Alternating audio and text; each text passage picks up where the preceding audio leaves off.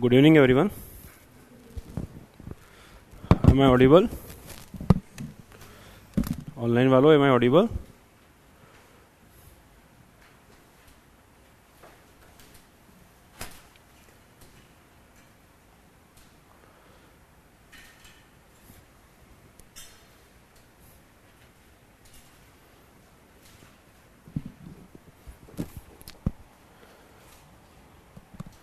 Okay, तो कितने question attempt हुए आज? 6। बाकी लोग आंसर राइटिंग वाले फेज में कम दिलचस्पी है लोगों की शायद, है थोड़ा कम ही कर रहे हैं। 7 क्वेश्चन नहीं हुए अटेम्प्ट?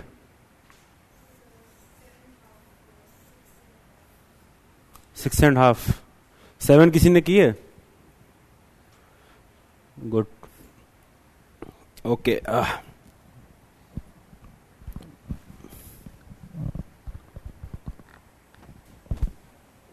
चलो स्टार्ट करते हैं। मैथ्स तो अरवाई दिया आप लोगों ने, हैं?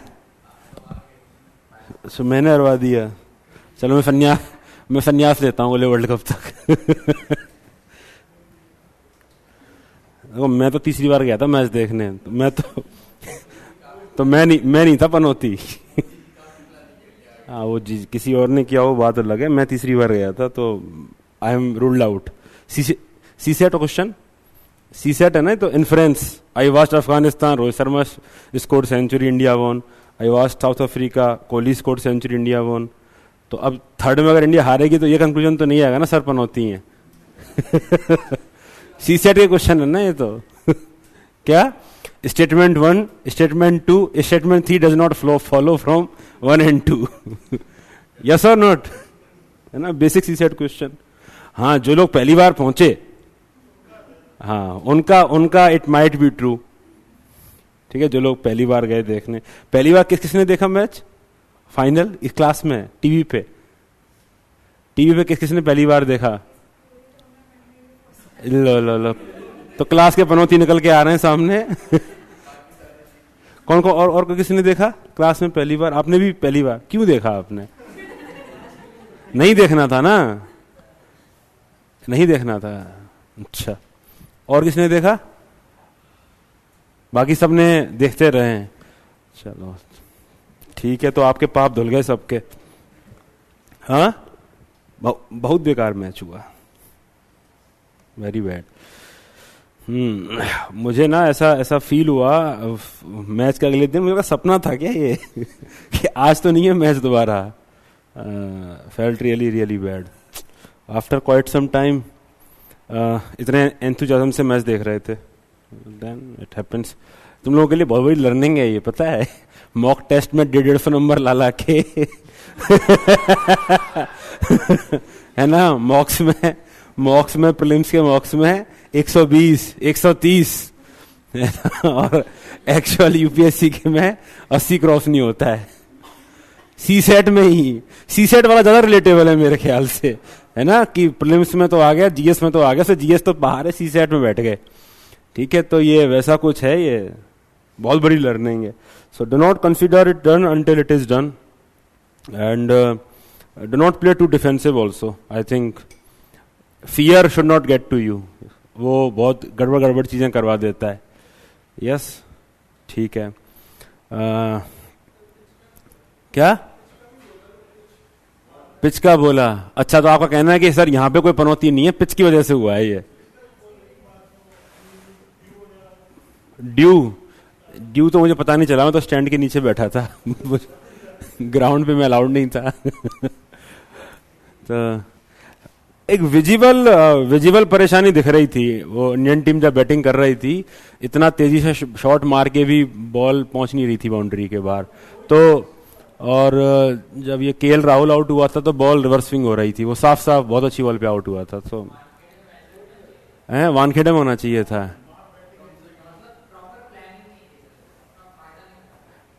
हाँ, ये बात तो सही है। वानखेड़े में सेमीफाइनल करा लिया, उसकी जगह पे वहीं फाइनल करा लेते। ये क्या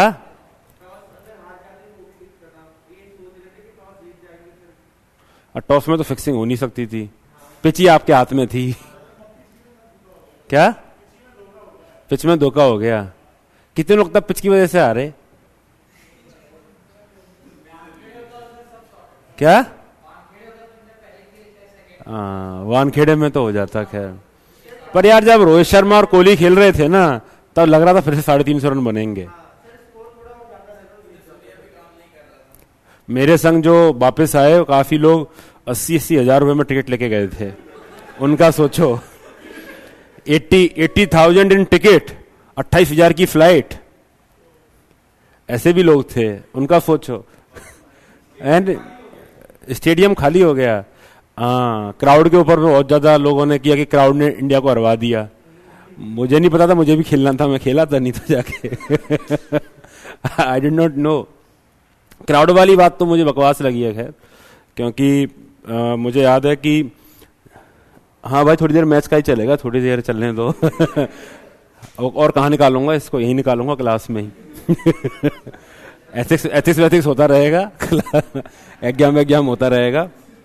सो क्राउड का ऐसा था कि जब इंडियन टीम के 3 विकेट गिर गए थे ना, उसके बाद every single run was cheered by crowd, every single run, हर सिंगल पे ताली बज रही थी।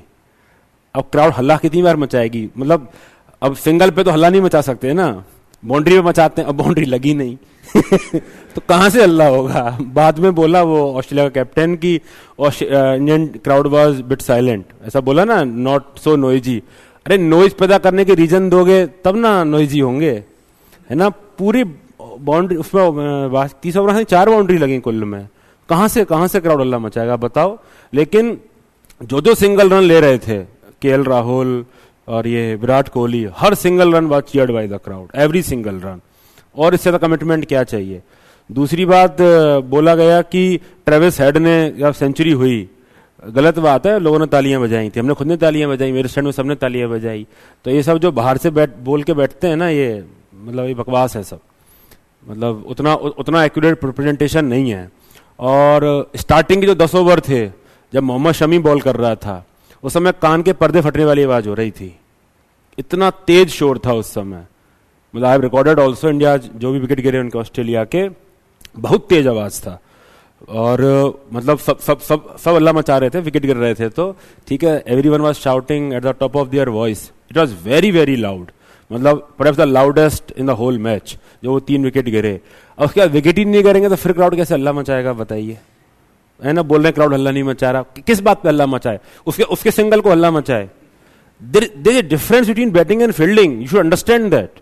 भाई बैटिंग में crowd can cheer your singles and crowd was cheering in team India single, ठीक है। फील्डिंग में किसको चीयर करेगा, एक बाउंड्री रोकेगा उसको, भाई डाइव मार के चौका रोकेगा, रोकी नहीं तो किसको ताली मारेगा भाई। कोई रन आउट करेगा उसको चीयर करेगा, वो भी नहीं हुआ, फिर किस बात पे ताली मारे आप बताओ। ऑस्ट्रेलिया की टीम सिंगल डबल, उसको तो ताली नहीं मार सकते, यस और नो। अब बोल रहे हैं कि ऑस्ट्रेलिया ने चौका छक्का मारा तब साइलेंट हो गए, अरे भैया वानखेड़े भी साइलेंट था, जब वो 20 से 30 ओवर तक वो खेल रहे थे ना दोनों न्यूजीलैंड के, पूरा वानखेड़े साइलेंट था, है ना। और बकवास बात है जो बोल रहे हैं ना, I do not like it at all. मतलब जो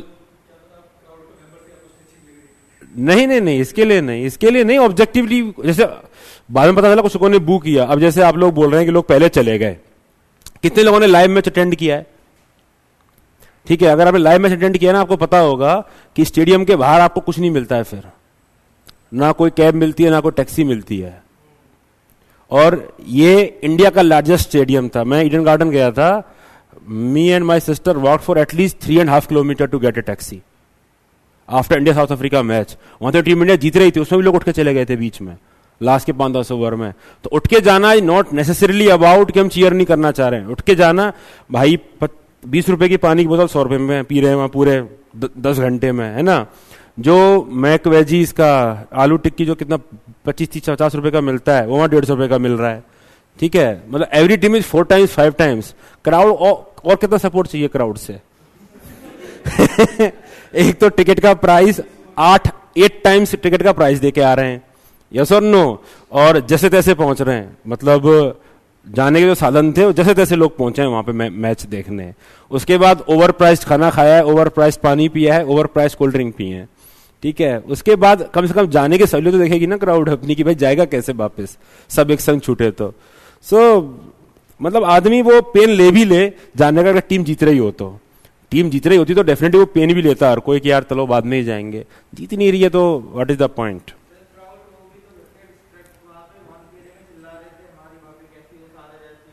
वो सब यहाँ भी बोला गया था वैसे। हाँ हाँ हाँ, ये सब तो होता है, ये सब तो होता है।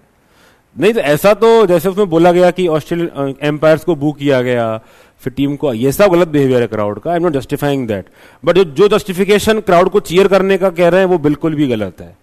क्राउड वाज, मतलब वो चीयर कर रही थी क्राउड, जब जब मौके आए टीम को पूरा चीयर किया। अरे उसमें सिराज ने मारी थी चौका, किसने मारा था है लास्ट में, उस पर इतना हल्ला हुआ था ना जैसे पता नहीं वर्ल्ड कप उसी दिन आ गया हो, उसी चौके पे इतने देर बाद चौका आया था वो। तो ये गलत बात है। मतलब जो क्राउड का ये जो इंस्टेंसेज हैं, ये नारेबाजी है या बू करना है, this is about a specific section of crowd जो कहीं भी जाओगे मिल जाएगी, ठीक है। गुजरात में जाओगे तो वहां मिल जाएगी, दिल्ली में होगी तो यहां मिल जाएगी, बंगाल में जाओगे तो वहीं मिल जाएगी। ये ऐसी क्राउड हर जगह होती है, हैं? हाँ, फॉरेन क्राउड्स तो और ज्यादा बू करती है।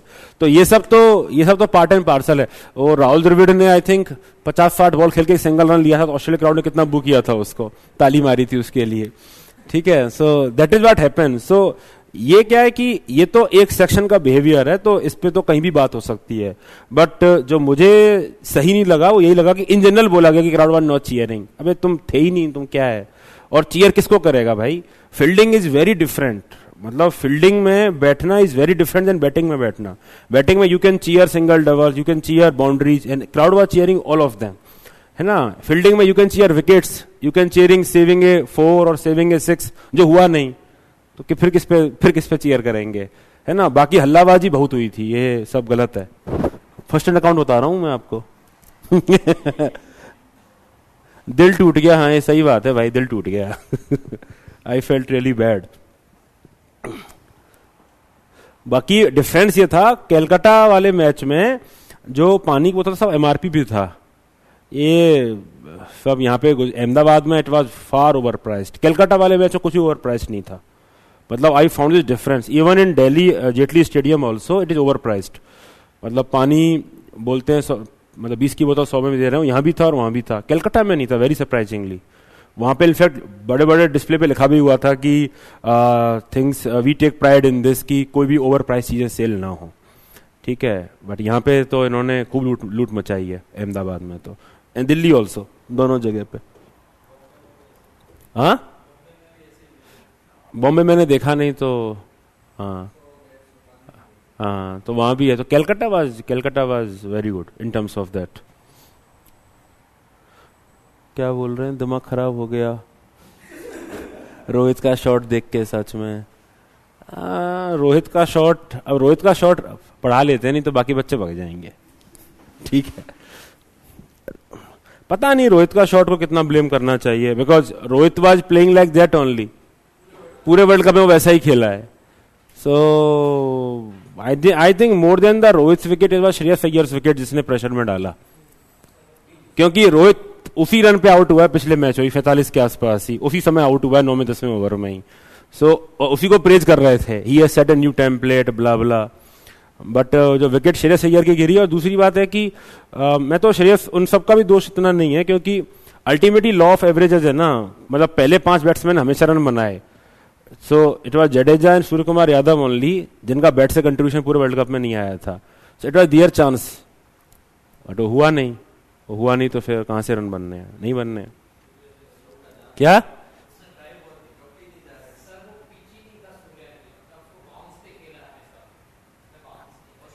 तुम्हारी समझ बहुत ज्यादा बड़ी है, इतनी तैयारी से बड़ी समझ है तुम्हारी क्रिकेट की। हाँ, बहुत बेकार खेला वो। चलो भाई आगे चलते हैं। अनमोल जी बोल रहे हैं there is something called world cup mindset. क्या 11 का वर्ल्ड कप कितने लोगों ने देखा था? 11 का 11 के वर्ल्ड कप में आपने टीम इंडिया की एनर्जी देखी थी फील्डिंग में? पहले के 2 से 3 ओवर में आई थिंक रन ही नहीं बने थे उनके, मेडन ओवर गए थे, है ना? मतलब क्या एनर्जी थी, किस तरह से बॉल पे झपट रहे थे। इस बार के पहले के 3 ओवर कैसे थे? पहली बॉल कैसी थी? पहली ball they were not even the game, मतलब that's what I felt like. Catch जो गया था बीच से निकल के कैच चला गया था पहली बॉल पे, और फिर मिसफील्डिंग तो हद हो गई, कितने चौके।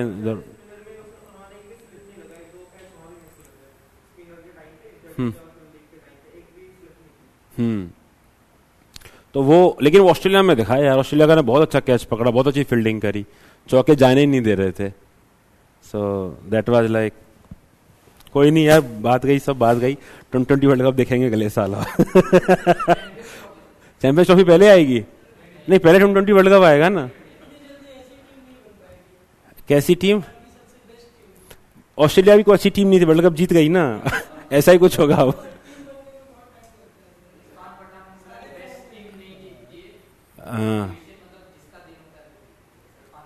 तुम यार आज तो मतलब छक्के पे छक्का मार रहे हो तुम। ये भाई क्लास में कभी नहीं बोला, फाउंडेशन का बच्चा है ये क्लास में एक बार भी नहीं बोला। एथिक्स के आंसर पूछे मैंने इतने, एक दिन आंसर नहीं किए इसने। आज देखो आगे बढ़ के ओपिनियन आ रहे हैं इसके। ये क्रिकेट भी मैच भी देखता है, pre match and post match analysis भी देखता है ये। फिर इसकी एनालिसिस की खुद अपनी बनाता है। ब्लॉगर हो गया तुम? ब्लॉग तो नहीं चलाते यूट्यूब पे? पिछले दिया धोखा, सूर्य कुमार हुए फेल, ऐसे करके कुछ, खोदी अपनी कब्र, ऐसे करके।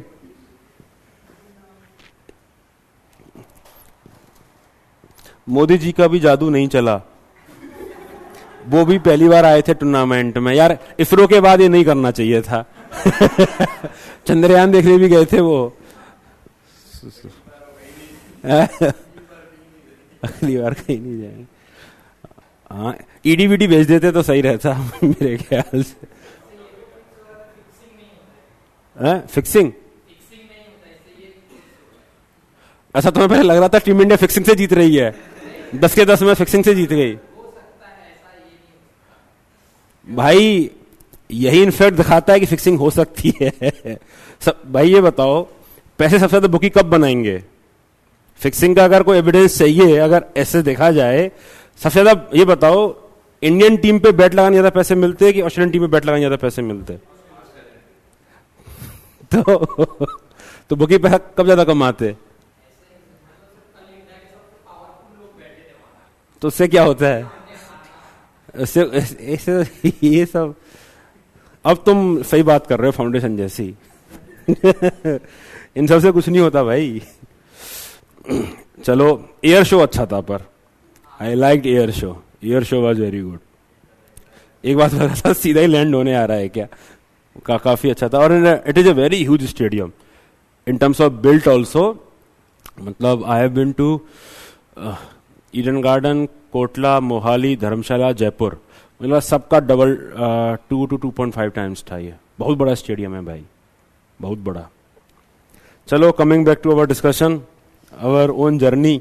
ठीक है, अब तुम ये सीख ले लेना, मॉक वॉक के दम पे खुश मत होना बहुत ज्यादा, है ना। और ऑस्ट्रेलिया जैसे लास्ट दिन में फाइट जरूर करनी है, चाहे पहले का वर्ल्ड कप कैसा भी गया है, कोई फर्क नहीं पड़ता। यस और नो? लास्ट अपने जो मैच वाले दिन होता है उसमें फाइट जरूर मांगनी है।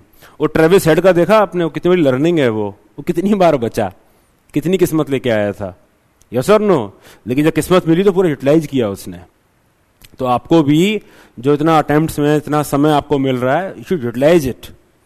ठीक है, and you should just wait for your chances and pounce on it. और ये ऐसे ही पाउंस नहीं करता है, एबिलिटी वाइज पाउंस होता है। मतलब ऐसा एक्सपेक्ट नहीं कर सकते कि मोहम्मद सिराज सेंचुरी मार देता वहां पे, बट एबिलिटी वाइज पाउंस होता है। आपकी एबिलिटी आपको अल्टीमेटली बिल्ड करनी पड़ेगी, और बिग डे टेम्परामेंट बहुत जरूरी है। प्रीलिम्स में तो ये बहुत बार देखता हूं मैं कि जैसे यूपीएससी अनकन्वेंशनल पेपर देता है तो बच्चे एक आइडियल नंबर चेंज करते हैं कि सर कम से कम 85 अटेम्प्ट 90 अटेम्प्ट तो करने चाहिए, और एक्चुअल में आ रहे होते हैं 50 क्वेश्चन ही, और फिर वो रैंडमली 50-60 क्वेश्चन चूज करते हैं और वहीं पे अपने चांसेस को खत्म कर देते हैं वो प्रीलिम्स के।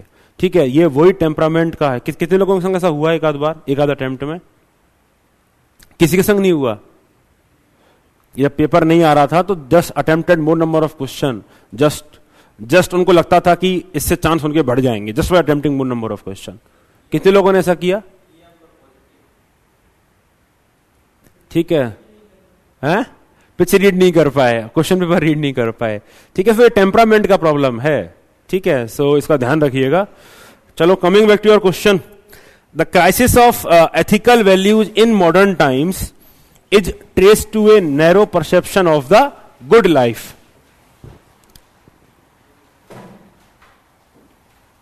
हाँ, अगला वर्ल्ड कप जीतेंगे, मोदी जी ने हक कर लिया ना शामी को, केसेवान की तरह। Yes, crisis of ethical values in modern times is traced to a narrow perception of the good life. क्या क्या क्या दिख रहा है? क्वेश्चन आपको कैसे दिख रहा है ये? ए टू बी, यस, बहुत आसान क्वेश्चन है। जब आप ए टू बी फॉर्मेट में देखने लग जाएंगे तब आपको कुछ नहीं करना है, आपको बस ये लिंक करना है कि व्हाट आर डिफरेंट टाइप्स और what are different categories of narrow perception of good life and how you are tracing the crisis of ethical values in them. Narrow perception, कुछ एग्जांपल दीजिए। Narrow perception, materialistic life is a very good example, कि you are preferring materialism, ठीक है, मतलब हाँ, तो materialism अगर हम प्रेफर कर रहे हैं, नैरो परसेप्शन है, तो क्या एथिकल क्राइसिस आएगा? करप्शन आएगा, ऑर्गन ट्रेड आएगा, ह्यूमन ट्रैफिकिंग आएगा, यस और नो? ऐसे आप उसको रियल लाइफ में रिलेट कर सकते हैं। और सोचिए, वेरी गुड एग्जांपल, कि शॉर्ट टर्म में सक्सेस प्राप्त करना चाहते हैं, शॉर्ट टर्म में, तो इसके लिए अनएथिकल मीन्स का सहारा लेते हैं, यस और नो? अब इस केस में आप कुछ भी कोई भी एग्जांपल दे सकते हैं, जीडीपी रेस की बात कर सकते हैं, ऑर्गेनाइजेशन का बात कर सकते हैं, या बहुत सारे रेगुलेटरी अप्रूवल्स जिनको केवल कागज पे लिया जा सकता है उनकी बात कर सकते हैं, रिक्रूटमेंट स्कैम की बात कर सकते हैं जो डिफरेंट पीसीएस में होते हैं, रिक्रूटमेंट स्कैम्स, ठीक है। और बताइए जल्दी जल्दी। Narrow perception of good life, ठीक है। सो सबसे पहले इंडिविजुअल लेवल पे सोचना स्टार्ट करिए। इंडिविजुअली आदमी कैसे कैसे सोचता है? सेंसेस के टर्म्स में सोचता है, हिडोनिज्म के टर्म्स में सोचता है कि नहीं सोचता है ना? जो क्वांटिटेटिव जो प्लेजर वाली बात थी कि every pleasure is good pleasure, ठीक है। So that is a narrow perception of life, कि आदमी सेंसुअल प्लेजर से डिराइव हो जाता है। अब वो सेंसुअल प्लेजर की वजह से वो कंज्यूमरिज्म में इंडल्ज करता है, बहुत ज्यादा कंज्यूमरिज्म में चला जाता है, यस और नो? या सेक्सुअल असल्ट और रेप जैसे घटनाओं को अंजाम देता है। मटेरियलिज्म की अभी हमने बात करी। सिमिलरली नैरो परसेप्शन मतलब केवल खुद के बारे में सोचना, यस, बहुत ज्यादा इंडिविजुअलिस्टिक सोचना। तो रोड एक्सीडेंट में जैसे छोड़ के चले जाते हैं, ठीक है, अपनी ड्यूटीज का एहसास नहीं होता, या कोविड के दौरान जो होर्डिंग करी हुई थी एसेंशियल कमोडिटीज की, उसका एक एग्जांपल हो जाएगा। Narrow perception present versus future के टर्म्स में, कि हम फ्यूचर ऑब्लिगेशंस को ध्यान नहीं दे रहे हैं, केवल खुद के बारे में सोच रहे हैं, फ्यूचर जनरेशन के बारे में नहीं सोच रहे हैं। For example unsustainable cropping practices, yes और नो? ग्रीन रेवोल्यूशन के जो हमने पढ़े हैं एग्जाम्पल। सिमिलरली सक्सेस, है ना, क्विक सक्सेस मिले या लास्टिंग सक्सेस मिले, यस और नो? रिक्रूटमेंट स्कैम्स की बात कर लीजिए, चीटिंग की बात कर लीजिए, क्वांटिटी ओवर क्वालिटी बताया था ना, है ना? पीडीएस फूड ग्रेन की बात कर लीजिए, ठीक है, चीपर इंग्रेडिएंट की बात कर लीजिए, पनीर, मिल्क। दिवाली पे आप देखा होगा कितनी ज्यादा नकली मिठाइयां आती हैं, नकली मावा की मिठाइयां आती हैं। So that is narrow perception of good life. Then profit over health की बात कर लीजिए, यस और नो? फेक मेडिसिन की बात करें, वर्क ओवर लाइफ की बात कर लीजिए कि भाई काम ओवर प्रायोरिटी देते हैं लाइफ के ऊपर। तो अब जब narrow perception of good life आपको देखना है तो आप कैसे देख सकते हैं? आप इंडिविजुअल लेवल पे देख सकते हैं, ठीक है, आप डिफरेंट सोसाइटी के एंगल से देख सकते हैं, सस्टेनेबिलिटी के पॉइंट ऑफ व्यू से देख सकते हैं। इस क्वेश्चन में कुछ और डायमेंशन में ऐड कर सकता हूं क्या? इसके अलावा क्वेश्चन को तोड़ने के टर्म्स में बताइए। ब्रॉडली हमको क्वेश्चन तोड़ना है, उस टर्म्स में बताइए। Yes, very good. क्यों नहीं सोचा आप लोगों ने ये? The reverse argument that what do we mean by broader conception of good life. कितने लोगों ने इसको नहीं सोचा? ईमानदारी से बताओ, कितने लोगों ने नहीं सोचा? भाई क्यों नहीं सोचा? पहली क्लास से बता रहा हूं आपको ये तरीका सोचने का। उल्टा भी सोचा करो। उल्टा सोचने से आपको बहुत अच्छे आर्गुमेंट ऐड होते हैं अपने आंसर में।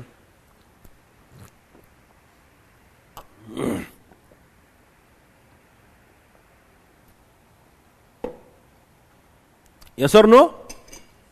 बहुत ज्यादा डायमेंशंस ऐड होते हैं तो क्या हो सकता है? ब्रॉडर परसेप्शन, सेल्फलेसनेस की बात कर लिए, जैसे मदर चिल्ड्रन का जो रिलेशनशिप होता है, सेल्फलेसनेस है ना, दूसरों के वेलफेयर को प्रायोरिटाइज करना, broader conception of life, duty के बारे में सोचना, सोल्जर्स की बात कर लीजिए, या अपने अर्थ और काम को अगर आप परस्यू कर, धर्म अर्थ काम मोक्ष में अर्थ और काम को परस्यू कर रहे हैं तो धर्म द्वारा गाइड किए जा रहे हैं। You are aware of the broader responsibility towards your dharma, कि हमको धर्म को अपहोल्ड करना है।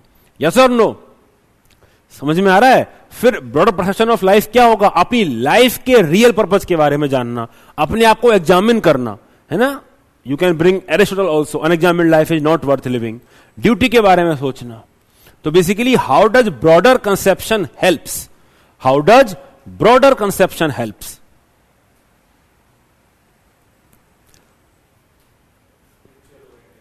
यस। तो इन दो बोर्ड कैटेगरी में यह आंसर बट जाएगा और आंसर आपका हो जाएगा यहां से।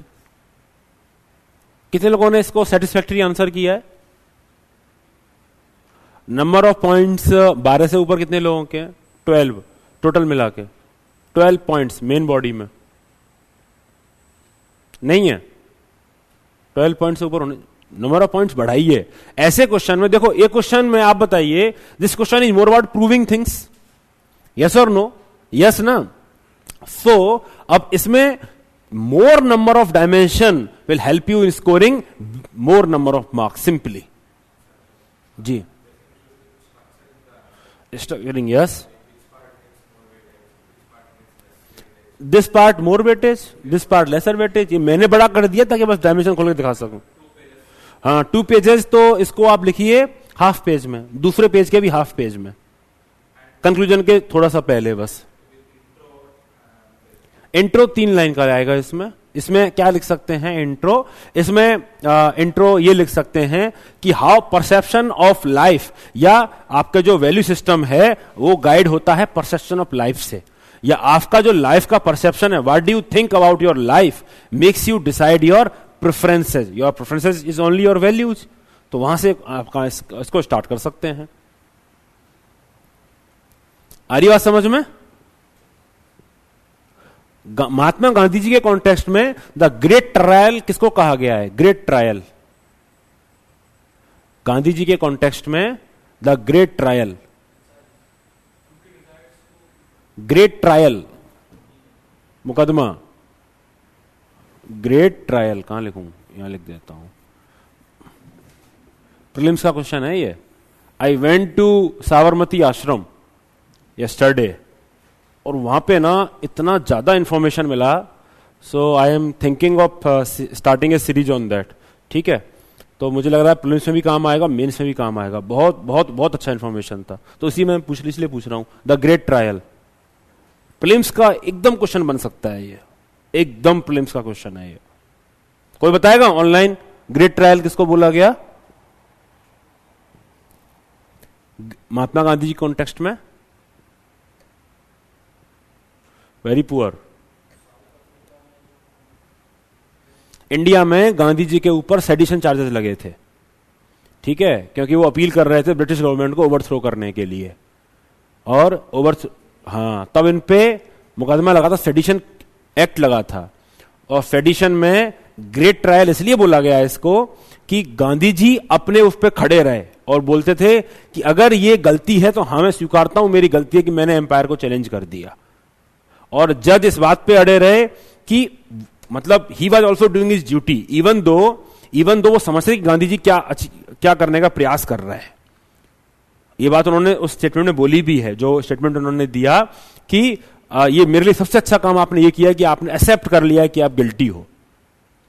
इसके बाद गांधी जी को 6 साल की सजा दी गई थी। इसी को ग्रेट ट्रायल बोला गया। ये प्रीलिम्स का बहुत इंपॉर्टेंट क्वेश्चन है, ग्रेट ट्रायल। इसी को ग्रेट ट्रायल बोला गया। सेडिशन केस के कॉन्टेक्स्ट में था, तो गांधी जी पे सेडिशन लगा था।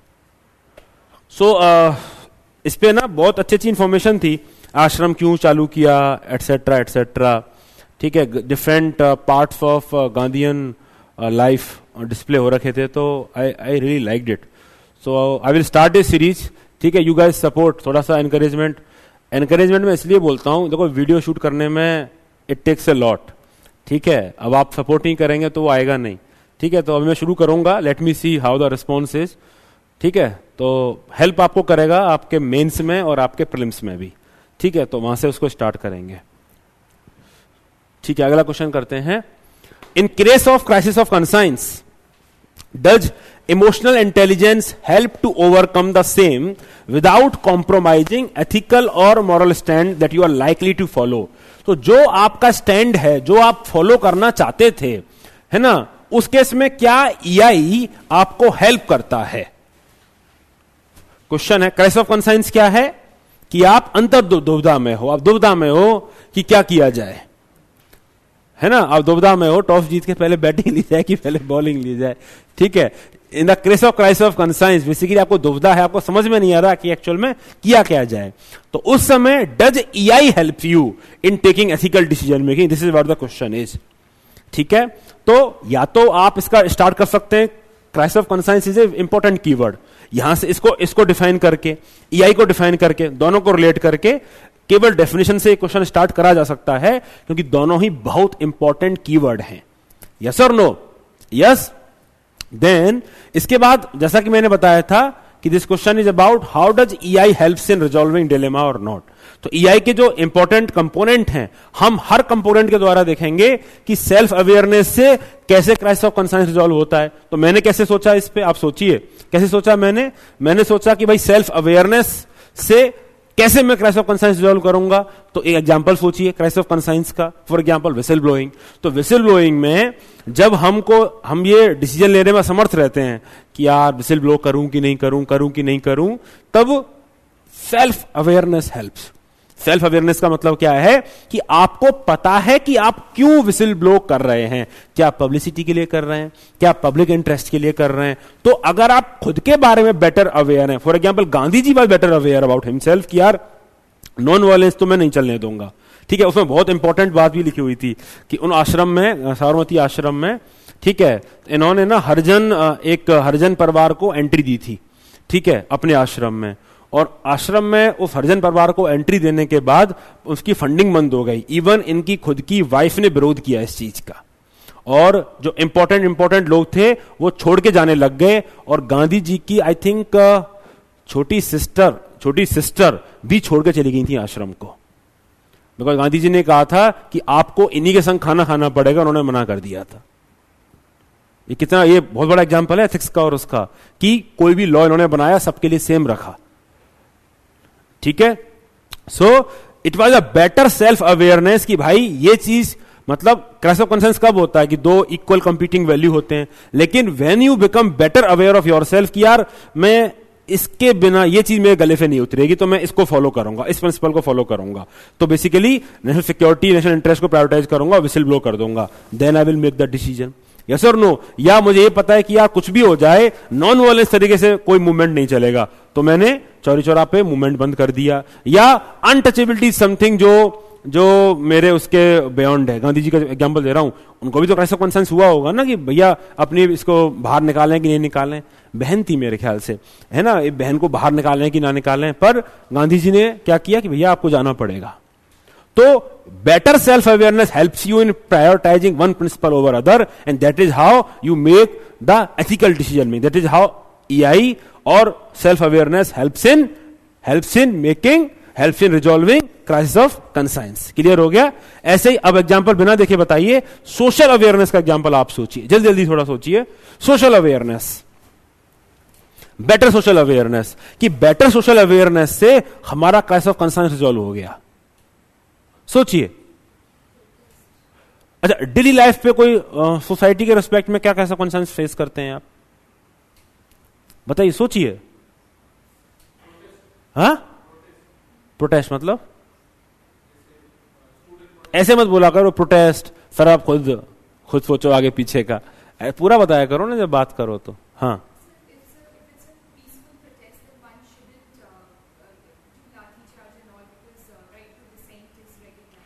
आप, अच्छा ठीक है, डिलेमा नहीं को डिलेमा बोलो भाई, एनालिसिस, पिच खराब थी, ये खराब थी, बोलो। हाँ, अरे भाई चाइल्ड बेगिंग, आप डेली बेसिस पे कॉन्फ्लिक्ट फेस करते हो नहीं करते हो कि पैसा दें कि ना दें, पैसा दें कि ना दें? बच्चे को देख के दया भी आती है आपको, आपके अंदर का मदर टेरेसा बाहर आती है, बट फिर आपके हाथ भी रुक जाते हैं। क्यों रुक जाते हैं? क्यों रुक जाते हैं? Because you are perhaps better social aware that it might promote human trafficking. Naxalism, अगर पुअर अंडरस्टैंडिंग है सोसाइटी की तो डंडे से डील करोगे, और अगर बेटर अंडरस्टैंडिंग है तो समझ में आएगा there has to be a combination of security approach, law and order approach and developmental approach. आ रही बात समझ में? यस? अच्छा छोड़ो, इसको भी छोड़ो, सेल्फ रेगुलेशन का एग्जांपल समझाओ। Self regulation, controlling the feeling, crisis of conscience, yes, self regulation.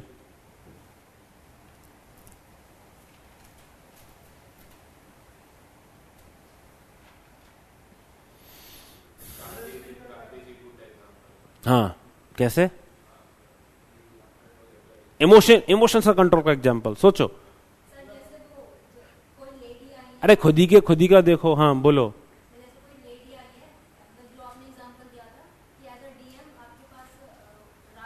Ration वाला एग्जांपल, हाँ। चलो ये एग्जांपल बेहतर हो सकता है कि आप इमोशन में बहो नहीं। बहो, ये भाई इंसान को कौन से इमोशन सबसे ज्यादा मोटिवेट करते हैं फर्स्ट टाइम पे? सेंसेस दैट आप अपने डेली लाइफ में क्या क्या हो सकता है crisis of concern? Daily life की मैं बात करूं, मीठा खाऊं कि ना खाऊं, मोटा हो जाऊंगा, मीठा खाऊं कि ना खाऊं, then you control your emotions and then you resolve that dilemma, that crisis of concern कि नहीं भाई ये नहीं करूंगा। या गुस्से की बात करो, पुलिस पर्सनल की बात करो, पुलिस पर्सनल पर पत्थर फेंके जा रहे हैं, लाठ है ना, और पुलिस पर्सनल एक मिनट में चाहे तो AK-47 चला के सबको शांत कर सकती है, but to exercise that restraint कि हमें रिटेलिएट नहीं करना है, हमें लाठीचार्ज करना है, आंसू कैसे गोले छोड़ने, बट ऐसे गोली चला के शांत नहीं करना है सबको। What is that? Self regulation. हाँ, वो क्राइसिस ऑफ कंसाइंस नहीं है, पर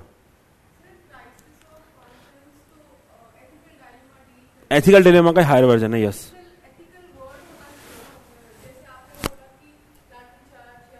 हाँ हाँ हाँ। लाठीचार्ज क्यों एथिकल नहीं है? लीगल भी एथिकल भी है लाठीचार्ज।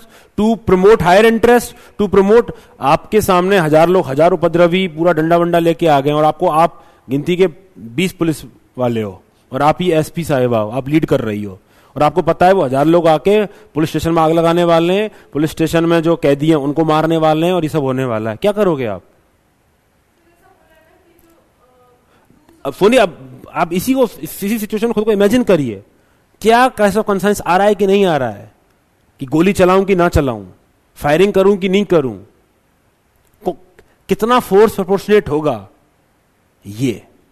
अब व्हेन यू, और कई बार ये फियर में आप करते हो, क्योंकि आपको आपकी जान का भी डर है, आपको डर नहीं है वो क्राउड आप ही को मारने आ रही है, तो फिर हम अपनी जान पे आके अब रिटेलिएट करते हैं कि नहीं करते हैं, ये हम बेटर कंट्रोल से हम बेहतर डिसीजन मेकिंग कर पाएंगे कि भाई हम अपने फियर की वजह से नहीं कर रहे हैं, हम पब्लिक इंटरेस्ट के लिए कर रहे हैं। जी,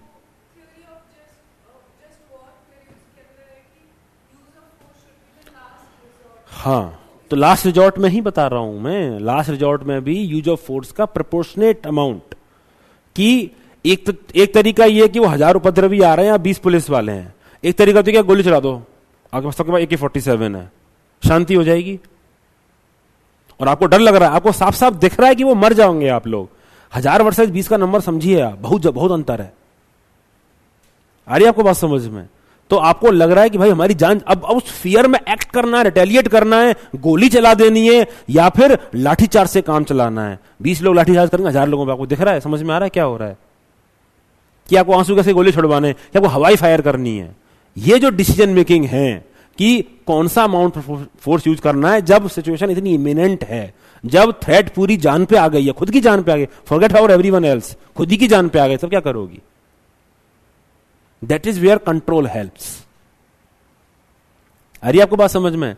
then similarly better societal relationship में, वर्क लाइफ बैलेंस की हम बात कर लें, work life as a manager आपको वर्क और लाइफ दोनों को मैनेज करना है, ना तो वर्क के एक्सट्रीम में जा सकते हैं ना लाइफ के एक्सट्रीम में जा सकते हैं। तो वर्क लाइफ मैनेजमेंट होगा, ये सोशल रिलेशनशिप मैनेजमेंट से ही आएगा। यस और नो? जो इंपॉर्टेंट कंपोनेंट है इमोशनल इंटेलिजेंस का, हायरार्की को और टीम की स्पिरिट को बैलेंस करना, दोनों इक्वली इंपॉर्टेंट है। टीम स्पिरिट, हायरार्की भी इंपॉर्टेंट है, लेकिन when you are better aware or you are able to better control the social relationship around you, then it will help you. Balancing diversity of interest, कि आप tribal से भी बात कर रहे हैं, इंडस्ट्री से भी बात कर रहे हैं, और दोनों को आप मना ले रहे हैं अपने सॉल्यूशन के लिए, that is resolving kinds of concerns using EI. अरे आपको बात समझ में?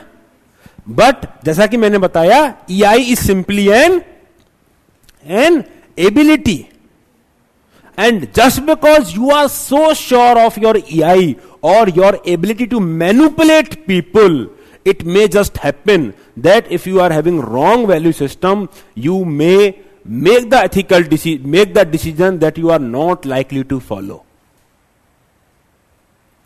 Basically, this supposed ability to incite people, for example, आपके अंदर ऐसी पावर है कि आप लोगों को एकदम वो कर सकते हैं, आग लगा सकते हैं उनमें, लोगों में।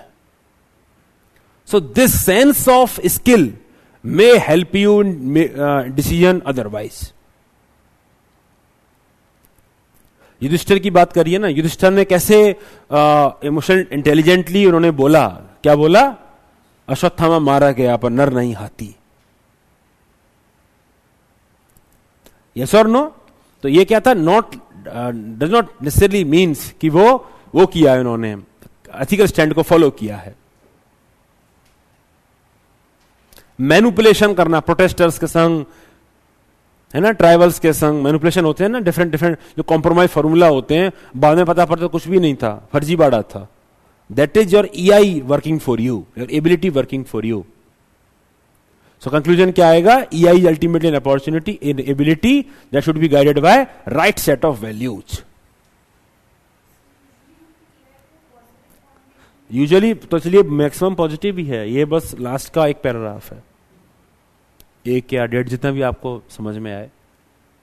बात समझ में आ रही है?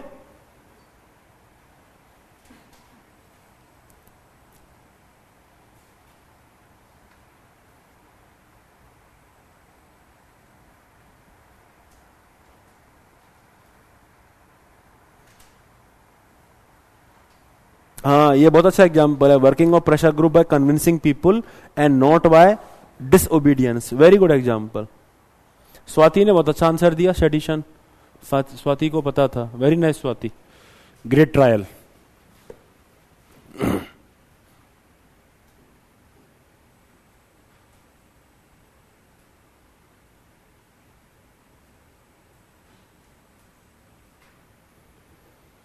गांधी जी ने आश्रम के लिए अहमदाबाद को क्यों चुना? Important question. आश्रम बनाने के लिए अहमदाबाद ही क्यों चुना? जानने के लिए इंतजार करिए नेक्स्ट वीडियो का। अगले क्वेश्चन पे चलते हैं। आई हैड अर्लियर प्लान्ड कि मैं दूसरी जगह भी चला जाऊंगा घूमने, but I was so immersed in all this आश्रम। बहुत अच्छा इंफॉर्मेशन उन्होंने डिस्प्ले किया हुआ है। सो काफी टाइम में हमने स्पेंड किया, मुझे काफी अच्छा भी लगा। ठीक है, अगला question. Life does not make any sense without interdependence. We need each other. The sooner we learn that it is better for us all. एक दूसरे के इंटरडिपेंडेंस के बिना life does not make any sense. हमको एक दूसरे की जरूरत है, जितना जल्दी हम जान जाएं उतना बेहतर हमारे लिए है। चलिए बताइए, क्वेश्चन के कितने पार्ट होंगे?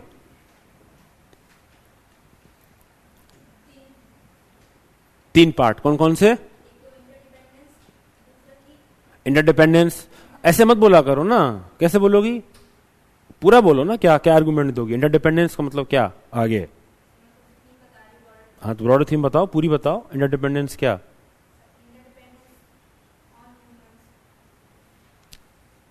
Importance of interdependence on human, ये कहना चाह रहे हैं? हाँ, तो यही बोलो ना पूरा। जी आप बताइए। आपका नाम मैं भूल गया, आप बंगाल से, ये मुझे पता है। हाँ, Shreshtha. Very good, very good, very good, that's brilliant.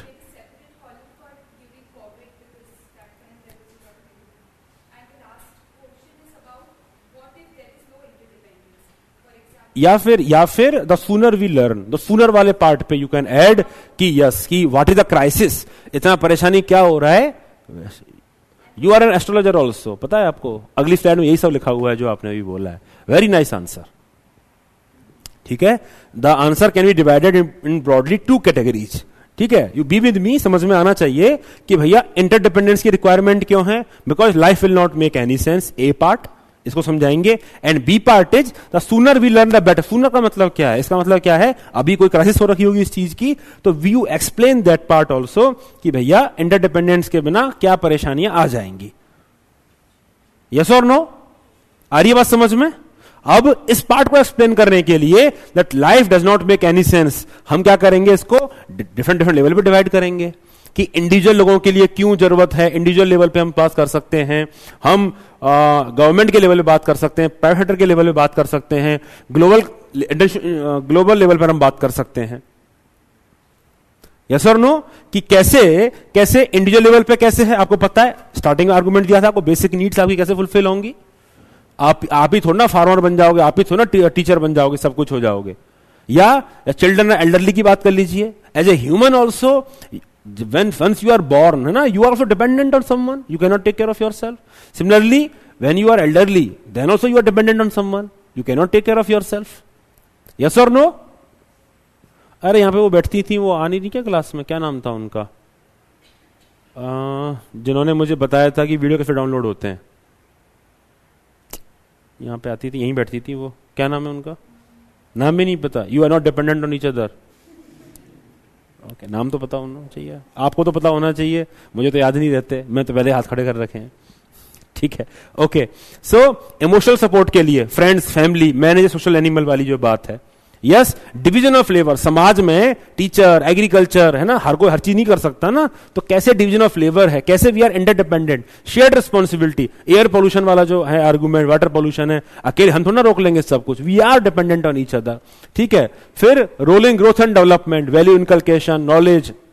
Then हम गवर्नमेंट की बात करें, है ना, सोशल कॉन्ट्रैक्ट की जो बात आती है, we are dependent on government and government is dependent on us. ठीक है, we both are interdependent. Private sector की बात करें, इसमें भी we are both dependent on each other. Private sector needs consumer, otherwise वो गुड्स एंड सर्विसेज किसके लिए बनाएगा, बहुत तेज बोल रहा हूं क्या मैं, private sector needs consumer, otherwise goods and services किसके लिए बनाएगा। Similarly consumer also need private sector for the improvement in the quality of life. Imagine करिए, जो स्मार्टफोन हम सब लेके बैठे हुए हैं, सपोज एक ही कंपनी फोन बना रही होती या कंपटीशन इतना नहीं हुआ होता, क्या हम के पास इतने चीपर फोन हो पाते। ये टेक्नोलॉजी अपडेशन कैसे हुआ, इनोवेशन कैसे हुआ, प्राइवेट सेक्टर में कंप्यूटर्स की वजह से हुआ। यस और no, so we need private sector. Then not just humans, in ecosystem also we are interdependent. Food chain, yes, in food chain also it is very much visible how interdependent we are। क्या बोलते हैं उसको, डेट्रीवोर्स, और जो उसको हाँ, ठीक है। So at various level we are interdependent on each other. Forest ecosystem की बात कर लीजिए, ठीक है। Similarly at global level also, global governance का जो मैंने आर्गुमेंट दिया था कि साइबर क्राइम जो है ना, कि why we should follow ethics in international relation, याद है, क्या क्या एग्जाम्पल दिए थे, 2 एग्जाम्पल बताओ। ग्लोबल वार्मिंग, कि हम अकेले टैकल नहीं कर सकते ग्लोबल वार्मिंग, तो we are interdependent on each other. War is also very good example. Supply chain, very good example. So at global level also because of technology and globalisation we are interdependent on each other. ऐसा बोल नहीं सकते कि भैया वहां पे जो हो रहा है होने दो, हम अपने यहां मस्त रहेंगे, ऐसा हो ही नहीं सकता। और ऐसा क्यों है, why we need to learn that quickly, because there is a crisis of the realisation of this interdependence. क्या है क्राइसिस, हम सोसाइटी लेवल पे देखें तो कितने कॉन्फ्लिक्ट्स हैं, यस और नो। या ब्रेकडाउन ऑफ फैमिली सिस्टम हम देख रहे हैं, मैन एनिमल कॉन्फ्लिक्ट हम देख रहे हैं, फॉरेस्ट डिग्रेडेशन हम देख रहे हैं, breakdown of global governance system. ये जो breakdown of global governance system है, क्या ये इंडिविजुअलिस्टिक जो या नेशनल जो वो है नेशनलिज्म है उसको बहुत ज्यादा प्रमोट करने की वजह से नहीं हो रहा है? हम पेरिस क्लाइमेट डील से विड्रॉ कर लेंगे, हम यूएन को भी डिसफंक्शनल बना देंगे, यूएनएससी, हम डब्ल्यूटीओ को भी तोड़ देंगे, because we are not realising that we are interdependent on each other. Conclusion में वसुधैव कुटुंबकम आएगा ही आएगा, वसुधैव कुटुंबकम आएगा, या फिर SDG goal number 17। SDG goal number 17 is about partnership. In conclusion, it will be either Vasudhaiva Kutumbakam or SDG goal number 17.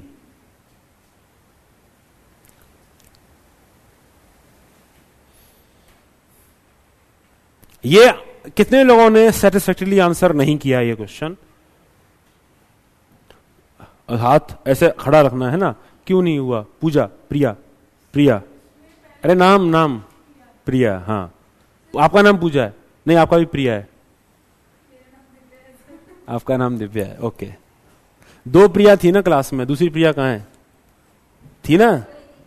अच्छा वही प्रिया थी, ओके, शायद वो प्रिया थी। जी बताइए। हाँ हो गया, very good, bureaucracy is very good example. Then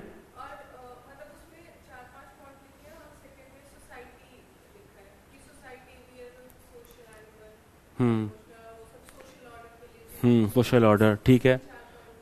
आप इंडिविजुअल लेवल को क्यों नहीं समझते हैं? सोसाइटी में इंक्लूड कर दिया आपने उसको, ठीक है, तो फिर क्यों लग रहा है अच्छा आंसर नहीं किया? इंटरनेशनल लेवल पे लेके नहीं गए, आगे से लेके जाना, आपको लर्निंग हो गई।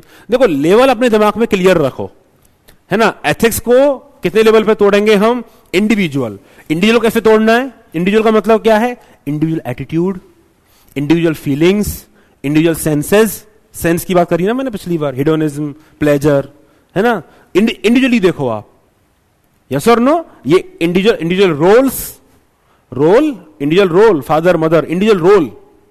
Then individual as a biological जो इवोल्यूशन है ह्यूमन का, है ना, बच्चा, फिर बड़ा, फिर वो, मतलब इंडिविजुअल के डिफरेंट रोल आप देखिए।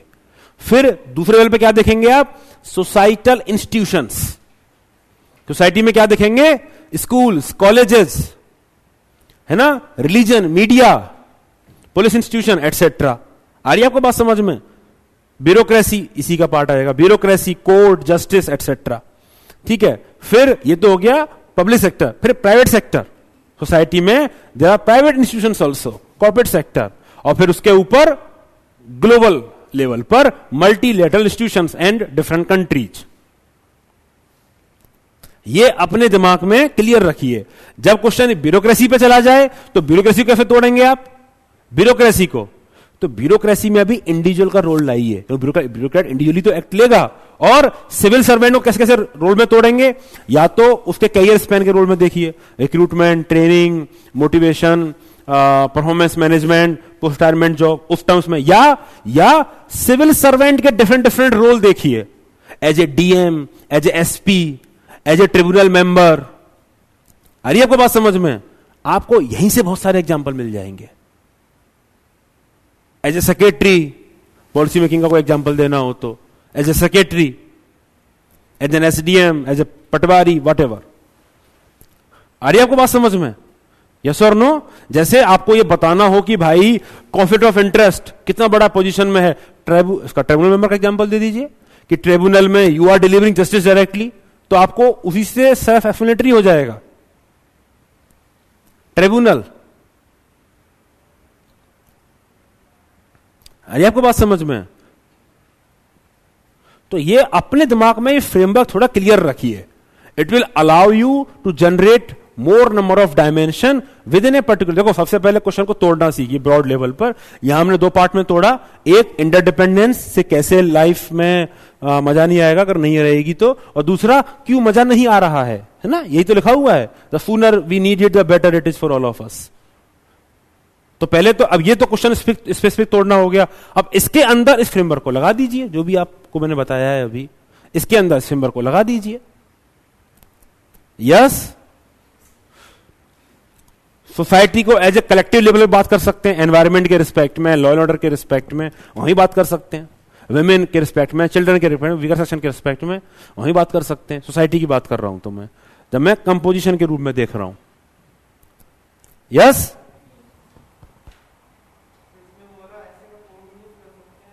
ये अच्छा है, one earth one family one future, that's very good, very good. आपका नाम, सॉरी, नाम हाँ, श्रेष्ठा। पता नहीं ऐसा क्यों हो गया है, नाम याद नहीं आ रहा है। कौन सा? रूफ वाला, the time to repair the roof is conclusion में अर्जेंसी दिखा के, हाँ बिल्कुल कर सकते हैं, वेरी गुड, क्योंकि लिखा हुआ है ना सूनर वी नीड इट।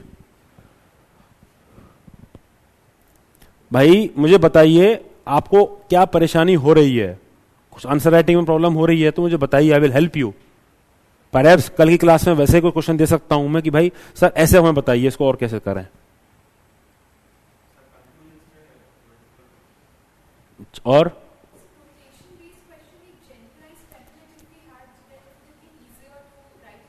बहुत ज्यादा जनरलाइज टेम्पलेट करेंगे ना तो सिमिलर तरीके से अटेम्प्ट कर देंगे आप सारे कोटेशंस को। हाँ, इसीलिए मैंने रैंडम स्ट्रक्चर बताया है, मैं उसको लिख के इसीलिए नहीं दिया है ताकि आप फिर उसी टर्म में सोचेंगे, फिर सारा का सारा आंसर सब लोग एक जैसा ही करेंगे, वो मैं नहीं चाहता हूं।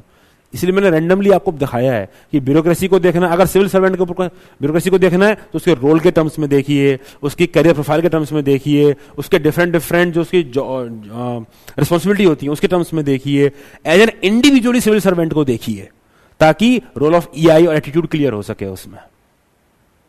मेरी बात समझ में आ रही है? एज एन इंडिविजुअल मतलब एज ए फैमिली मैन, कि भैया ईआई का रिक्वायरमेंट क्यों होगा कलेक्टर को, क्योंकि घर पे जाके बीवी पे गुस्सा नहीं करे, दिन खराब रहे तो उसका एटीट्यूड का एंगल कैसे लाएगा, ताकि बचपन से जब वो पैदा हुआ है तो उसको पैट्रियार्ची प्रैक्टिस सिखाई गई है, लेकिन जॉब में छोड़नी पड़ेगी।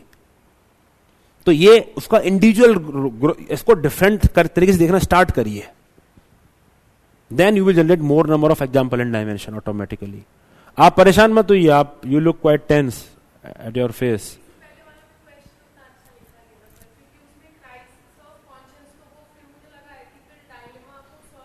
बिल्कुल वही था।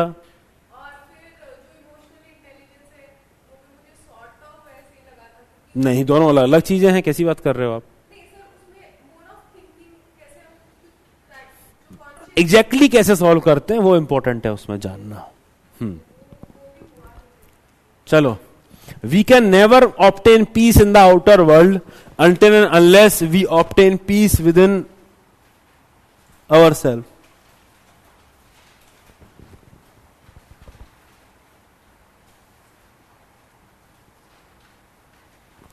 दोनों तरह के एग्जाम्पल बोल रहे हैं, किस तरह के एग्जाम्पल ज्यादा मार्क्स आएंगे, रामायण महाभारत टाइप के या फिर रियल लाइफ। ठीक है, तो more weightage should be on current affair और इस तरह के एग्जाम्पल, बट रामायण महाभारत के एग्जाम्पल्स भी आर वेरी गुड एग्जाम्पल। अगर स्पेसिफिकली मेंशन नहीं है in the context of civil services तो बिल्कुल दीजिए रामायण महाभारत के एग्जाम्पल।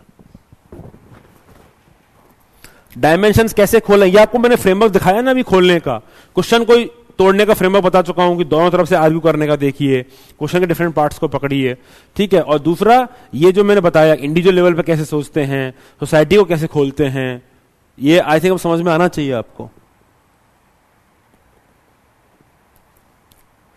ठीक है, कोटेशन बेस्ड क्वेश्चन में, ठीक है, मैं कल की क्लास में कोटेशन बेस्ड क्वेश्चन ही खाली देने का प्रयास करता हूं। ठीक है, चलो, ये कोटेशन बेस्ड क्वेश्चन ही है by the way. We can never obtain peace in the outer world until unless we obtain peace within our self.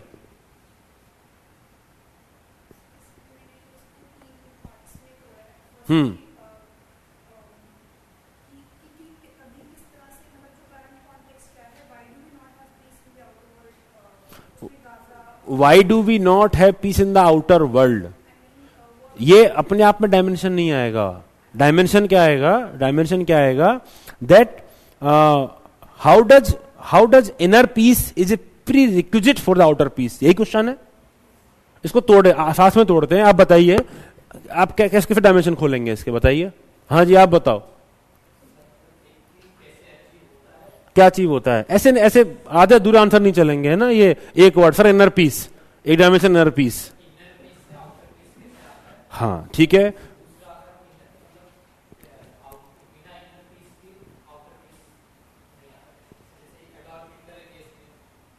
ठीक है, और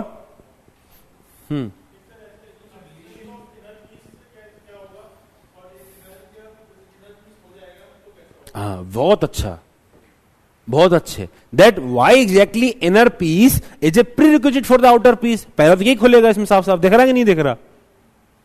कितने लोगों को नहीं दिख रहा है ये? और दूसरा है कि once you get inner peace, how exactly it leads to outer peace. कोई एग्जांपल केस स्टडी के थ्रू बता दीजिए। आप ये बता सकते हैं कि इनर पीस जब नहीं होता है तो क्या परेशानी होती है, वो भी पहले वाले का ही पार्ट हो जाएगा बेसिकली, अगर आप चाहेंगे तो। श्रेष्ठा जी, बात समझ में आई? बिल्कुल बिल्कुल कर सकते हैं, बिल्कुल कर, but this question is individual, national और ग्लोबल लेवल पे आप कर सकते हैं। बट अगर मैं बात करना चाहूं प्रपोर्शन की, तो ये क्वेश्चन किसके बहुत ज्यादा पास है? किसके बहुत ज्यादा पास है? इनर पीस के बहुत ज्यादा पास है। तो आप 80 to 85% आर्गुमेंट इंडिविजुअल लेवल पे दीजिए।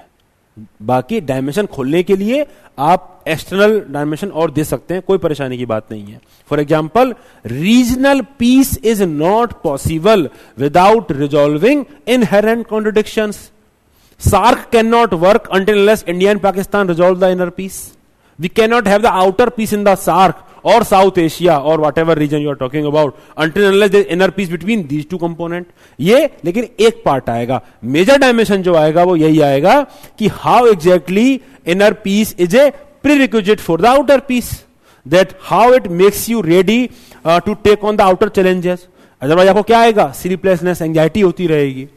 कहां से आप बाहर जाके दुनिया में कुछ करोगे, खुद ही इतना परेशान हो तो। ठीक है, बेटर रिलेशनशिप्स आपके लिए रहेंगे, नहीं तो आपके स्ट्रेंड फैमिली रिलेशंस रहेंगे, डोमेस्टिक वायलेंस के केस बढ़ते चले जाएंगे। इनर पीस अगर नहीं रहेगी तो, इनर पीस रहेगी तो आप एक्सटर्नल प्रॉब्लम को करेक्टली डायग्नोज कर सकते हैं। कितने लोग इसमें ईआई देख रहे हैं? ईआई तो है, इनर पीस का बहुत इंपॉर्टेंट कंपोनेंट है। If you have inner peace then you have self awareness, you have self regulation also, you have all that part of EI. तो ईआई के एग्जांपल भी यहां लग जाएंगे, ये वही तो लिखा हुआ है, डायग्नोज प्रॉब्लम करेक्टली। यही सोशल अवेयरनेस का एग्जांपल मैंने दिया था आपको। इस पे ना थोड़ा टाइम स्पेंड करिए। Once you spend some time on these themes ना, यू विल रियलाइज ये एग्जांपल ऐसे वैसे वैसे वापस रिपीट होते रहते हैं। ठीक है, it helps you removing prejudices. Inner peace नहीं रहेगी तो, हेट अगर रहेगा तो आप कलर्ड तरीके से देखेंगे चीजों को, वही प्रेजुडिस आपके अंदर रहेंगे। यस और नो?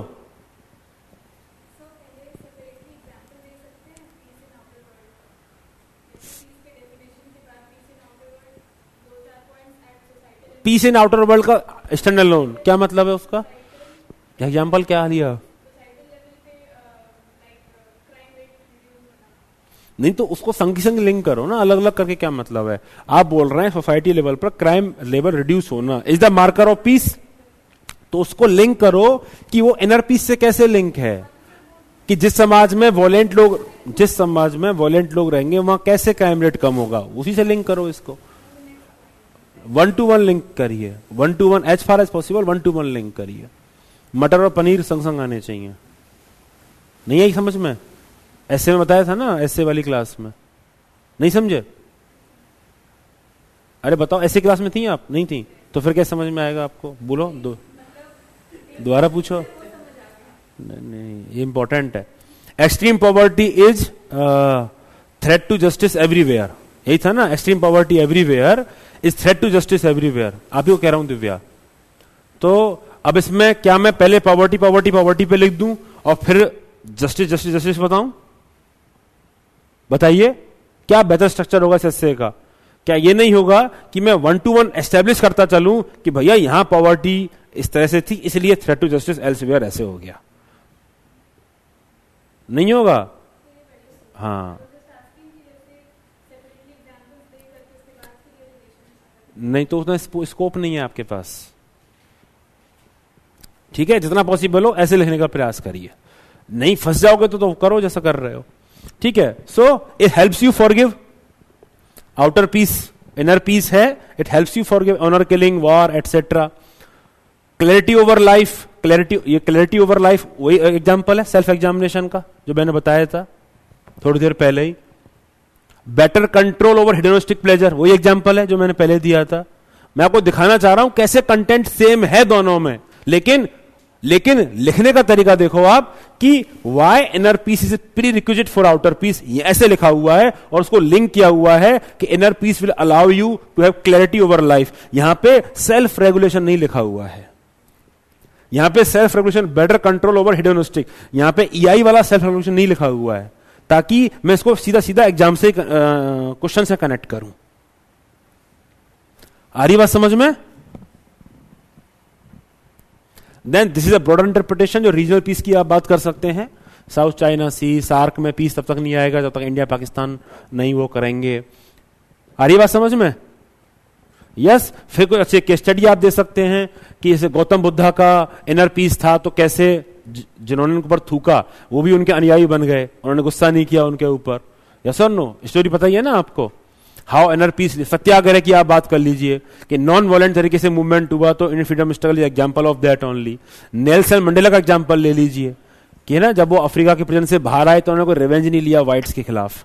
ठीक है, because he was at inner peace, और इसकी वजह से आउटर पीस आया, है ना। एक नेशनल लेवल की बात करूंगा, भूटान की बात कर लीजिए, इनर पीस है with respect to materialistic desires, that is why outer peace is there in terms of environment.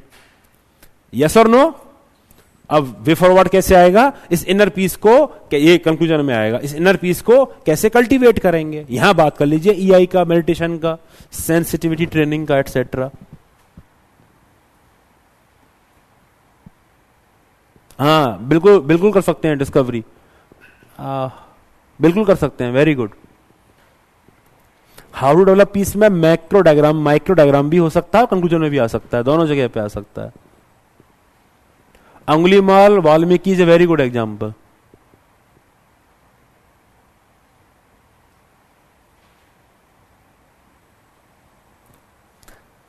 देखो एकदम इस सोनू जी आ गए, ऐसे खड़े हो जाते हो यार आप, हैं कितने मिनट है मेरे पास अभी? अब ना क्लास 5:15 से करवा दो अरविंद को बोल के, थोड़ा टाइम तो दो। हाँ हाँ हाँ, दूसरी क्लास है, चलो ठीक है। मैंने बोला था कि 15 मिनट बाद सर की क्लास करवा दें। कितने क्वेश्चन रह गए हैं अभी? 3 रह गए। ठीक है,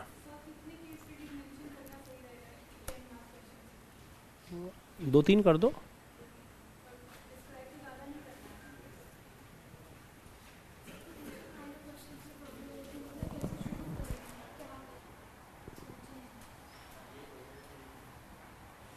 हाँ, एक क्वेश्चन है शायद उसका।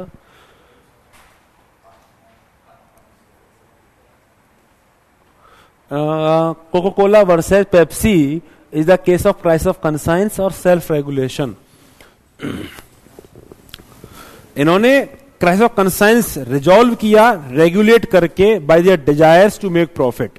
ठीक है, the company could have made excessive profit, वो लीक हुआ था ना ट्रेड सीक्रेट। तो क्राइसिस ऑफ कंसाइंस था कि भाई इसको यूज करके प्रॉफिट कमाया जाए, कॉम्पिटिटिव एडवांटेज लिया जाए ना लिया जाए। तो इन्होंने सेल्फ रेगुलेशन के थ्रू क्राइसिस ऑफ कंसाइंस को रिजॉल्व किया। ठीक है, तो self regulation is an important part of EI and that is how it helped in resolving the crisis of conscience. Clear हो गया?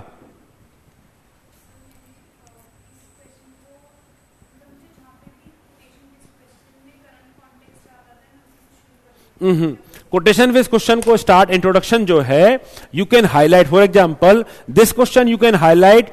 जैसे आपने केस स्टडी आप सॉल्व करते हैं, तो केस स्टडी जब आप सॉल्व करते हैं तो केस स्टडी में क्या लिखते हैं, एथिकल वैल्यूज, एथिकल मैपिंग करते हैं इंट्रोडक्शन में। ऐसे ही कोटेशन बेस्ड क्वेश्चन में you can simply start either by explaining the statement, जो भी कोटेशन है what does the quotation means, है ना, यहां से स्टार्ट कर दो द कोटेशन मीन्स, या आपकी ये लाइन भी हो सकती है the quotation highlights the importance of inner peace of word लिखा हुआ है, इनहेरेंट वैल्यूज जिसको वो हाईलाइट करता है, importance of forgiveness, importance of containment, importance of temperance. So that is how also you can start your introduction, just by identifying the different values which are at the core of this question. आ रही बात समझ में? Which are at the core of the question. For example, this quotation highlights the importance of forgiveness, containment and temperance.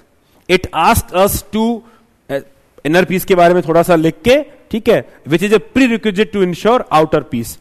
फिर how aspect लिख के, या why it is necessary, why inner peace necessary, ऐसी सब हेडिंग आएगी, और फिर 1 2 3 4 5 6 7 8 points आएंगे, ठीक है. फिर सेकंड आएगा the case studies of inner peace, 1 2 3 example, conclusion में वे फॉरवर्ड लिख दीजिए कि कैसे इनर पीस को कल्टीवेट करा जा सकता है.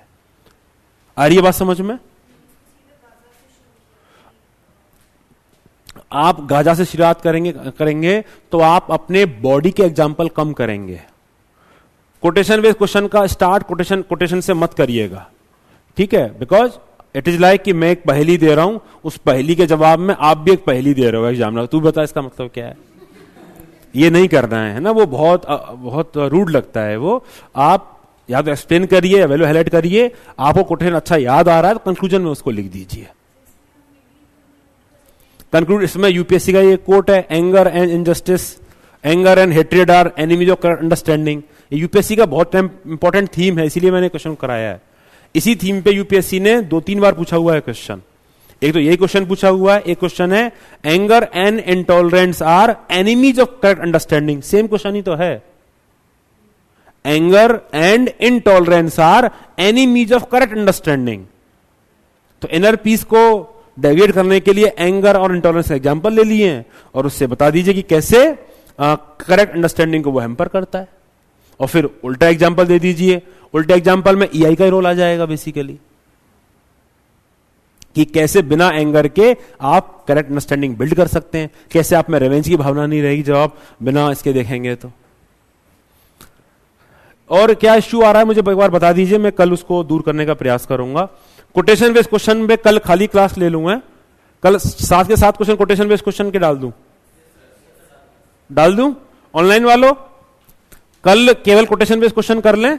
कोई दिक्कत आ रही हो तो बताइए. देखो मैं ना एक बांध के आपको अगर टेम्पलेट ऐसे दूंगा ना, आप बंध जाएंगे उसमें. मेरा बस ये पर्पज है, नहीं तो आप कहेंगे तो मैं बना के दे दूंगा, तो ऐसे सोचना है खाली. इसीलिए मैं इसको थोड़ा फ्लूइड रखना चाहता हूं, बिकॉज फ्लूइड रखने से क्या होगा, आपकी खुद की क्रिएटिविटी इंस्पायर होगी, आप और भी स्ट्रक्चर में जाएंगे. ये रीजन और कोई रीजन नहीं है. मैं कल कोटेशन बेस्ड क्लास ले लूंगा. इसके अलावा मुझे बता दीजिए और क्या दिक्कत आ रही है. I really want to help you write better section A answers.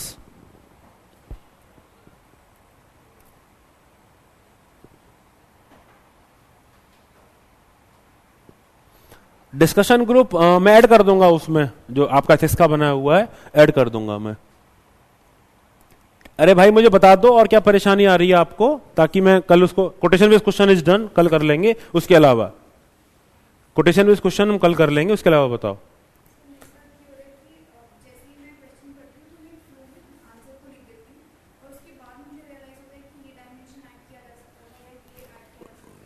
तो ये इनका डाउट है कि ये क्वेश्चन एक बार फ्लो में लिख देती हैं, बाद में इनको डायमेंशन याद आती हैं. ठीक है, इसके लिए जरूरी है कि जब आप स्टार्ट करें तो थोड़ा मैक्रो लेवल पे पहले तोड़ें क्वेश्चन को. देखो जैसे लाओ पेज लाओ, अरे भाई वो पेज लाओ ना थोड़ा सा जिसमें ये बने हुए हों. हाँ खाली वाला ही दिखा दो, कॉपी दिखा दो अपनी. ठीक है, देखो जैसे आपने क्वेश्चन पढ़ा, ठीक है, ऐसे क्वेश्चन पढ़ा आपने, आपके दिमाग में एकदम मैपिंग हो जानी चाहिए कि भाई इस क्वेश्चन के कितने पार्ट हैं, इस क्वेश्चन के कितने पार्ट हैं. ठीक है, ये रहा एक पार्ट, ये रहा दूसरा पार्ट और ये रहा तीसरा पार्ट, 3 पार्ट बन गए। आपके दिमाग में ये ब्रॉड मैपिंग क्वेश्चन पढ़ते पढ़ते हो जानी चाहिए। Second important part is space mapping. अपने दिमाग में करिए कि यार ये तीसरा पार्ट है ना, ये शायद मैं यहां स्टार्ट करूंगी, ठीक है, ये दूसरा पार्ट है, ये शायद मैं यहां लिखूंगा या यहां लिखूंगा, पहले पार्ट को मैं यहां खत्म कर दूंगा, या 2 ही पार्ट हैं तो मैं यहां से लेके यहां तक पहले पार्ट में जाऊंगा और यहां पे मैं, और अपने आप को लिमिट कर दीजिए जैसे ही आप स्पेस एक्सीड करने लगे, क्योंकि नहीं तो आप कभी भी दूसरे पार्ट को लिख ही नहीं पाओगे, जस्टिस नहीं कर पाओगे। ये गलती आपसे होती होगी बार बार कि आप एक ही पार्ट में पूरा रामायण लिख दिए, दूसरे लिखने को जगह नहीं है, फिर एक लाइन में खत्म करना है। Do not commit this mistake, ठीक है। हो सके तो एकदम सेपरेट हेडिंग इन्होंने दी ही नहीं है क्या, देखो हेडिंग दीजिए, देखो ऐसे हेडिंग दीजिए, हेडिंग इज वेरी इंपॉर्टेंट। और इंट्रोडक्शन कभी भी इतना बड़ा नहीं होना चाहिए, बहुत बड़ा इंट्रोडक्शन है 10 मार्कर के हिसाब से, इंट्रोडक्शन इतना बहुत है, 3 से 4 लाइन का इंट्रोडक्शन होना चाहिए, ठीक है। 3 से 4 लाइन का इंट्रोडक्शन काफी है। आप डेफिनेशन से स्टार्ट कर सकते हैं, कॉन्टेक्स्ट से स्टार्ट कर सकते हैं, थिंकर के शुरू स्टार्ट कर सकते हैं अगर कुछ रिलेट हो रहा है तो, है ना, या हाईलाइट्स इंपॉर्टेंस ऑफ वैल्यू जो अटैच्ड है उससे हाईलाइट कर सकते हैं, कहीं से भी स्टार्ट कर सकते हैं। और करंट अफेयर ओरिएंटेड क्वेश्चन है तो एकदम करंट अफेयर से भी स्टार्ट कर सकते हैं। आ रही है मेरी बात समझ में? या various ways to start the introduction. Do not waste more than 3 to 4 line in your 10 marker introduction, otherwise नहीं हो पाएगा पेपर आपका पूरा, ठीक है। और दिमाग में स्पेस को प्लानिंग करके रखिए, और फिर अगर बाद में पॉइंट आते हैं तो आते रहेंगे, कोई अंत थोड़ा ना है पॉइंट आने का जी। और क्या डाउट है, और क्या दिक्कत हो रही है? कोटेशन बेस्ड क्वेश्चन में प्रॉब्लम थोड़ा और स्पेसिफिक बताइए सोनू जी, 15 सेकेंड और। कोटेशन बेस्ड क्वेश्चन में प्रॉब्लम और स्पेसिफिक बताइए।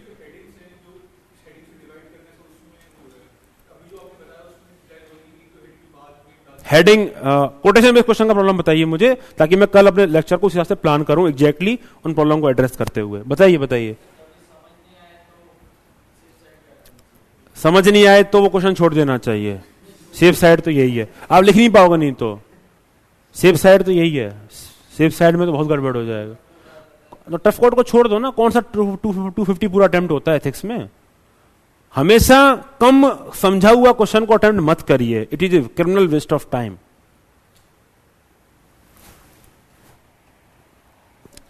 एक मिनट में इनका डाउट पढ़ लेता हूं।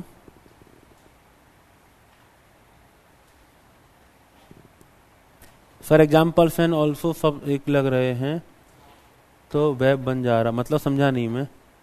टॉलरेंस ऑल्सो ये डिफरेंट क्वेश्चन में ऑल्सो ये कैसे पहचाने कि डिफरेंट क्वेश्चन में सेम चीजें पूछी जा रही हैं, प्लस एग्जाम्पल सब एक हो जाएंगे तो वेब बन जा रहा। अच्छा, यही तो ब्यूटी है जो मैं आपको समझा रहा था। The purpose of this themes, ये क्वेश्चंस रैंडमली नहीं पिक करे हुए हैं। इसके पहले जो आपने क्वेश्चन देखा, the crisis of narrow perception ethical value, वो ब्रॉड सोसाइटी लेवल पे क्वेश्चन था। उस क्वेश्चन को मैं अब कैसे भी दिखा सकता हूं कि 21st सेंचुरी की वजह से एक क्वेश्चन था ना, internet has instilled a set of value that different than other set of value, ऐसा क्वेश्चन पूछा था ना यूपीएससी ने, ट्रेडिशनल वैल्यू, वो सेम क्वेश्चन है। वो नैरो सेंस ऑफ वैल्यू को आपने उससे लिंक कर दिया, इसलिए उस कैटेगरी से मैंने उस क्वेश्चन को चूज किया हुआ है। आ रही है आपको बात समझ में?